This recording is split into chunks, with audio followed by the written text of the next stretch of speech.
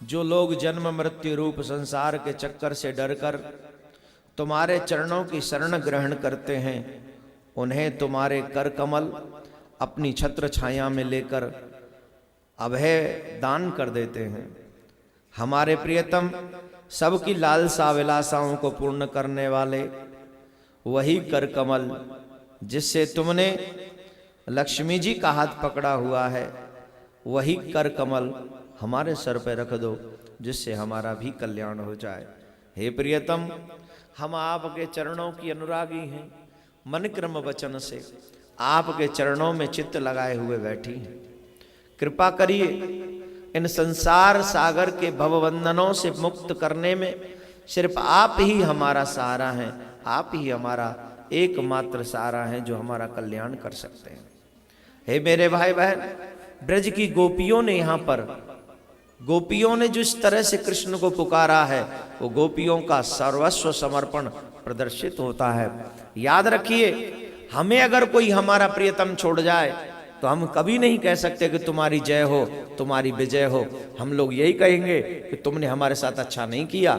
लेकिन गोपियों को जब श्री कृष्ण छोड़कर चले गए तो गोपियां कहती हैं, हे कृष्ण तुम्हारी जय हो। वजह जानते हो क्यों? पहला ही शब्द है, जयति तेदिकम जन्मना ब्रज। हे ब्रज में जन्म लेने वाले कृष्ण, तुम्हारी जय हो। जय क्यों हो? क्योंकि हम इतना जानते हैं कि तुम आते भी हो कल्याण के लिए और तुम जाते भी हो जीवन में से तो कुछ सिखलाने के लिए। हमसे अवश्य कोई ना कोई अपराध हुआ होगा। प्रेमी का सबसे बड़ा पाठ है कि वो अपने प्रियतम की कमी नहीं देखता। जो सच्चा प्रेमी होगा ना, वो कभी भी अपने प्रियतम की कमी नहीं देखेगा। और हमें और आपको अपने प्रेमी में लाखों कमियां दिखती हैं, हाँ जी कि ना जी? क्यों? क्योंकि प्रेम सच्चा नहीं है। कहीं ना कहीं संसार के बंधनों में बंधा हुआ, जकड़ा हुआ ये प्रेम, संसारिक प्राणियों से ये प्रेम कभी पवित्र शुद्ध नहीं हो सकता। कहीं ना कहीं वासनाएं हमें उस प्रेम को तोड़ने पे, छोड़ने पे या कुछ भी उल्टा सीधा बोलने पे विवश कर देती। लेकिन जब ये प्रेम भगवान से हो जाता है तो हमारा मन निर्मल हो जाता है, शुद्ध विशुद्ध हो जाता है, पवित्र हो जाता है। वो परमात्मा हमें प्रत्यक्ष दिखता है। वो कृष्ण जो गोपियों की उंगली पकड़ के चलता है, गोपियों के लिए बांसुरी बजाता है, उनके लिए खट्टी छाछ पे नाचता है।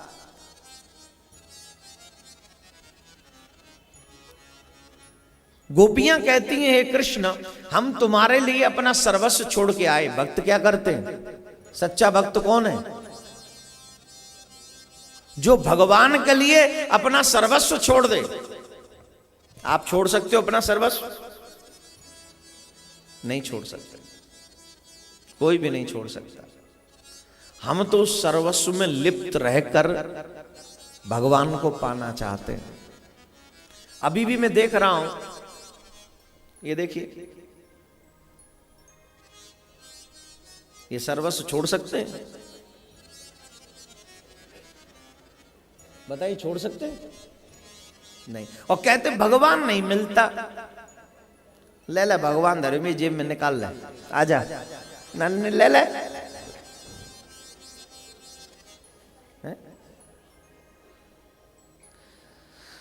जो जीव भगवान को अपना वक्त भी न दे सके, क्या भगवान उससे मिलना पसंद करेगा? मेरे ठाकुर जी के लिए अपना सर्वस्व दांव पर लगा देने वाले भक्तों के लिए मेरा ठाकुर अपना सर झुकाकर खड़ा रहता है। मेरा गोविंद सर झुकाकर।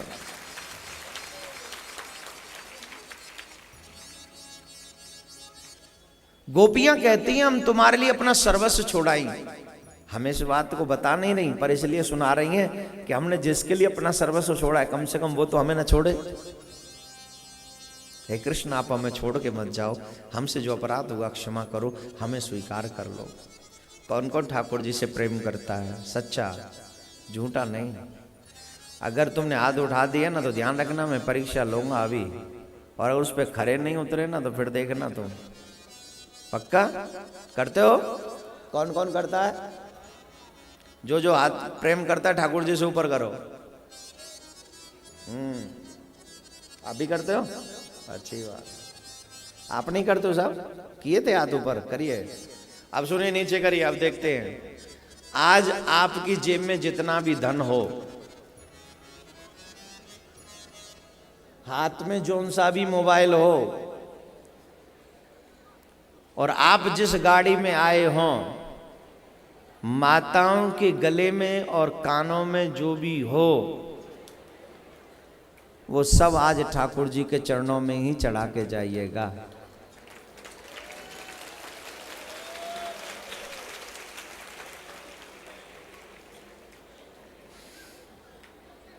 क्या हुआ?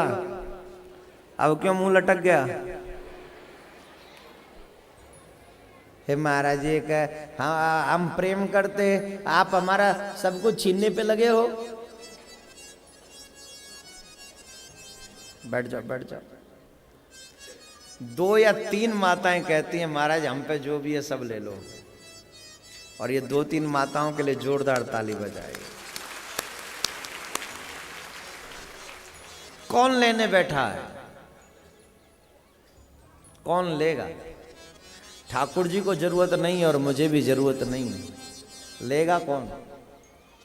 न मुझे जरूरत है न ठाकुर जी को। तुम दे भी दोगे तो लेगा कौन? कहने में और करने में जिस दिन कोई फर्क न रहे, उस दिन समझना कि तुम ठाकुर जी से मिलने के योग्य हो गए हो। कहने को तो आप सब कहते ही हो, तुमेव माता च पिता, तुमेव बंधु च सखा, तुमेव विद्या, तुमेव सर्वम मम, तुमेव विद्या द्रविणम, तुमेव सर्वम।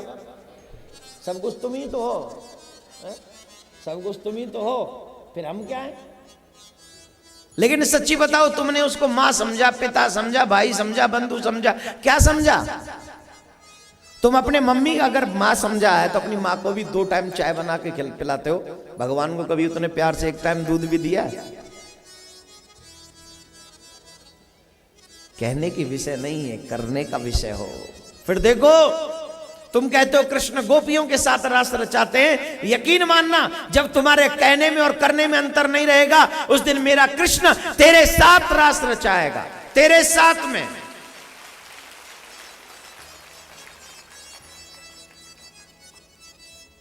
मेरे भाई बहन, जब पानी में उतरना होता है ना, तो पहले तैरना सीखना पड़ता है, तब गहरे पानी में उतरा जाता है।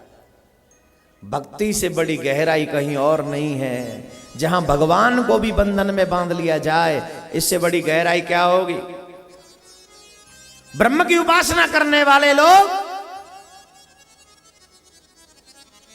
वरदान प्राप्त करके तपस्या करने वाले लोग, उनसे तो भगवान बहुत आसानी से कह देता है, ले वरदान ले ले, जा खत्म कर। इस दुनिया में सबसे गहरी बात है भक्ति। क्यों? क्योंकि भगवान भक्ति पहले किसी को देते नहीं है, देते तो जीवन भर उसके बंधन में रहते, उसकी एक एक क्षण की चिंता करते हैं कि इसे कब क्या और कैसे चाहिए।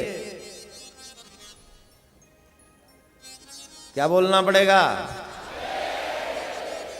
एक बात मैं आपको अभी बता रहा हूं, ध्यान से सुन लीजिए। सुनेंगे? सुनना है कि नहीं? वहीं पर प्रकट हो गए, गोपी बनकर उन्हीं के बीच में मौजूद थे। भगवान कभी अपने भक्तों को छोड़कर कहीं नहीं जाता। अगर आप सच्चे भक्त हो तो यकीन मानो मेरे भाई बहन, मेरा ठाकुर आपको भी छोड़ के कभी कहीं नहीं, कभी नहीं जाता। लेकिन वो भक्ति मजबूत होनी चाहिए, पक्की होनी चाहिए। जिनकी भक्ति मजबूत है, पक्की है, उन्हें गोविंद कभी छोड़कर नहीं जाता। कृष्ण प्रकट हुए, गोपियों से क्षमा याचना इत्यादि उपक्रम है, लीला है ठाकुर जी की। श्री कृष्ण ब्रज में रहे हैं 11 वर्ष 56 दिन। कितने? 11 वर्ष 56 दिन मेरे ठाकुर जी ब्रज में रहे।